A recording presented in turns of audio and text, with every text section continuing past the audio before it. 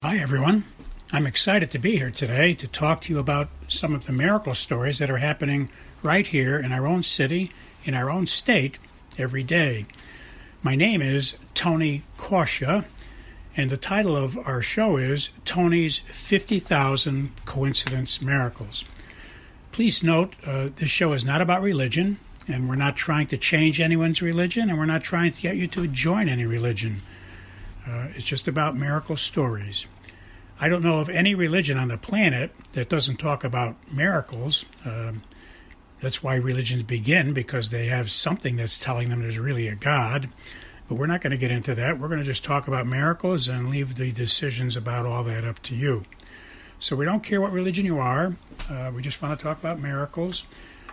If you are an atheist, I think you'll enjoy the program as well, although I can't guarantee you'll remain an atheist very long after you hear many convincing stories, coincidence kinds of stories about miracles. You can email me your own stories if you wish. We'll try to use all we can on the show. I can't guarantee we will, depending on volume and time, but you're welcome to send your stories on to us, and we will mention them when we can. You can send them to the following email address. But please notice that if we do use your story, we won't mention your name. We'll keep you anonymous. And we suggest that in your story, when you send it to us, don't use your correct name. That way anyone listening will not be able to figure out that it was you that sent the story in.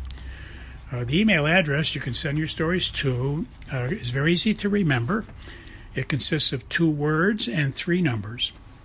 The first word is Tony, spelled Tony, and the second word is and, spelled A-N-D, and the numbers are 777. So once again, the name is Tony and 777 at AOL.com. Well, let us begin. Our first coincidence miracle today has to do with, I was inspired one day to read the brief summary. If you Google the names of saints, you get brief, short summaries. So I was inspired to Google Elizabeth Seton, living in 1774, and St. Catherine Sienna, living in 1347, like 400 years earlier. And the takeaway from both of those saints, Elizabeth Seton and Catherine of Siena, is they both encouraged everybody to keep talking to God colloquially like friends, sitting down at a table, talking to a friend face to face. They were inspired to encourage people to have discussions with God at that level because God does become our personal friend. Certainly they don't tell us to be disrespectful. When you kneel down and pray and worship God, that's something significant that we all need to do. We do need to worship God. He's the only object or thing or person in all of creation that's worthy of our worship. So we'd never worship anything if we didn't worship God. So in any event, I did, and it was a great takeaway for me because for the last 53 years I've been trying very hard to convince people that they can talk to God and they can hear God. And my 2 books, the 2 books I wrote, gives tremendous evidence and facts and lots of quotations from the Bible and from catechisms. And the title of both books, book number 1 and book number 2, same title, is very simple to remember. Tony's 50,000 Coincidence Miracles. One more time. Tony's 50,000 Coincidence Miracles. So that was a great joy for me to do that on that particular day. Our next coincidence miracle was I got inspired one day to let some of our relatives know about a special birthday for one of our family members. And so I sent out an email and a text to our family members to remind them. And one of our family members is living in New Zealand. So when I sent it to them, I apologized for bothering them too early because they're in New Zealand and they have a different time. And they responded and said that the time had changed and it was perfect timing, and this way they wouldn't be late with their birthday wishes. So that was a nice gift for me, I guess for both of us, because I was inspired to send a notice out, and I was able to let everybody know, and they're all sending good wishes for somebody's birthday on the right day at the right time. Our next coincidence miracle has to do with something I've been working on for about 45 years now. I've been teaching Sunday school for that amount of time, and there's a couple of interesting things in the Bible when we're teaching students about God. For example, most people know there's a miracle of the loaves and the fishes in the Bible. In fact, there are two stories about that. There's a story where Jesus blesses 4,000 people with 7 loaves and winds up with 7 baskets left over. So the way I teach that to students to remember it is to remind them of the 747 jet airplane. If you think of the 747 jet airplane, then you remember 747, and that'll help you to remember 7 loaves for 4,000 and 7 baskets remaining at the end of feeding. And then that's the second miracle. That's the first miracle of the 2 miracles in the Bible.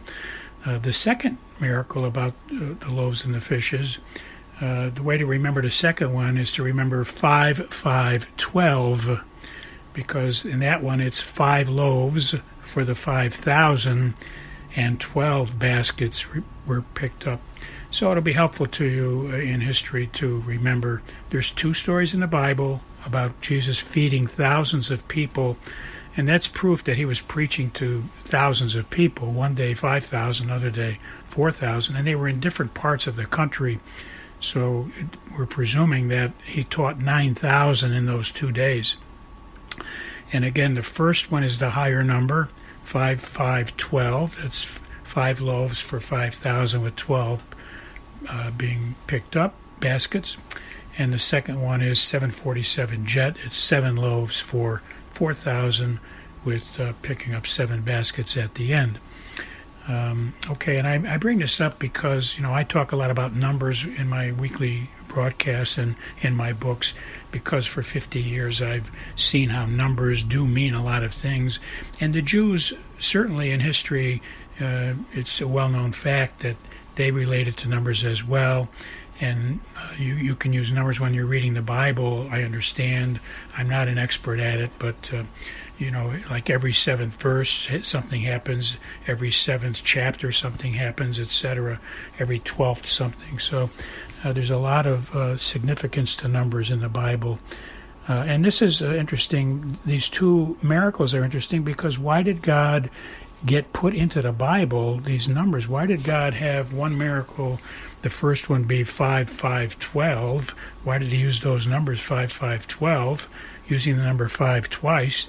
And in the second case, 747, using the number 7 twice. Well, I won't get into it here. It's a long discussion. But there are answers for all that, and philosophers and theologians have expounded on them for years. These numbers are very significant. The 12 reflects the 12 tribes of Egypt. I'm not of Egypt, but of Israel, the 12 tribes. And the 7s is, the number famously used for God.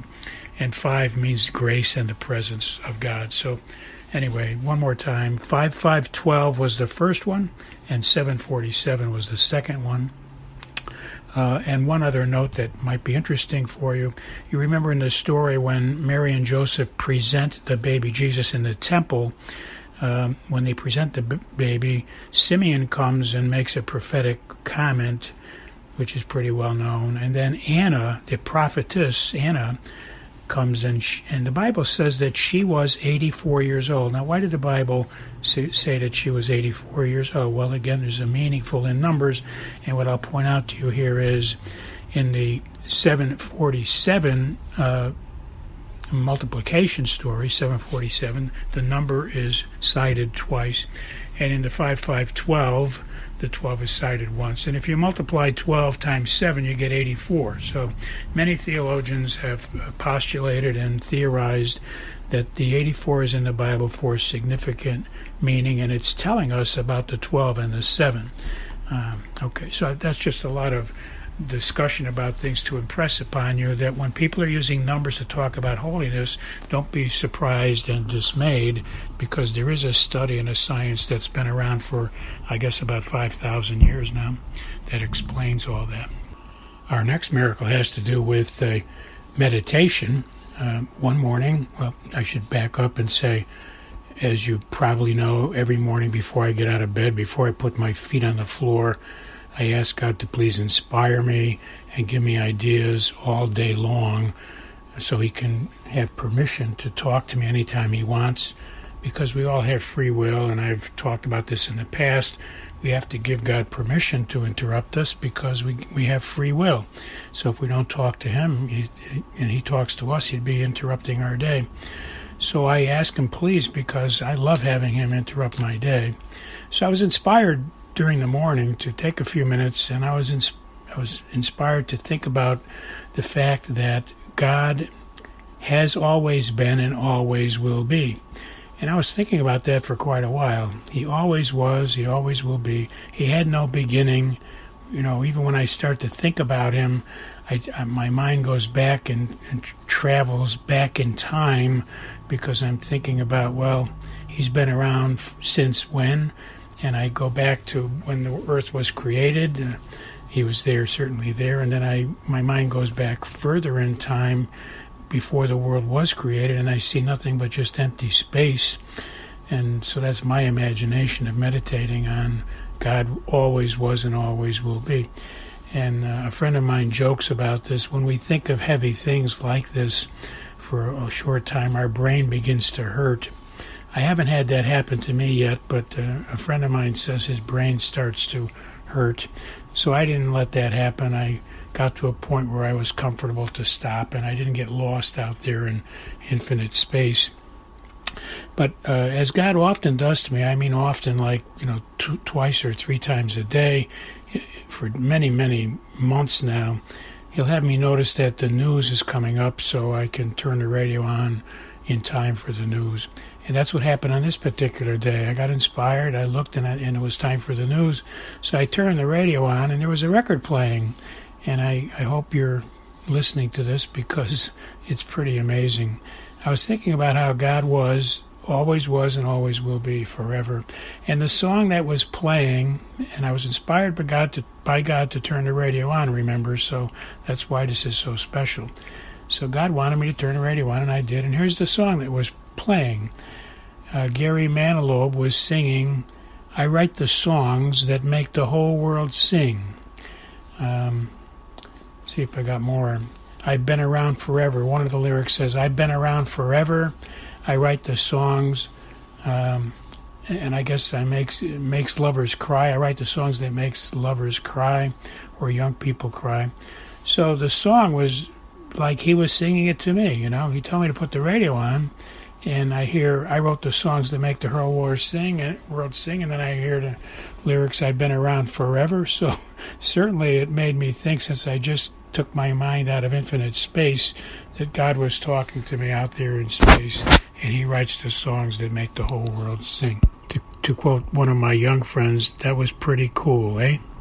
Our next miracle has to do with the winter time, where we were running temperatures of like 10 degrees for a while, and then one day we had a bright spot of 50 degrees, and I was getting cabin fever working inside all that time, and Jesus inspired me, "Look, it's a nice day. Why don't you take a walk, or drive over to the park, and then walk around the park, and we'll talk and chat over there." So I gladly took off. I pulled out of my driveway. The first car I saw had a license plate number 2222. That's 4 2s. The next car had 4 7s, 7777.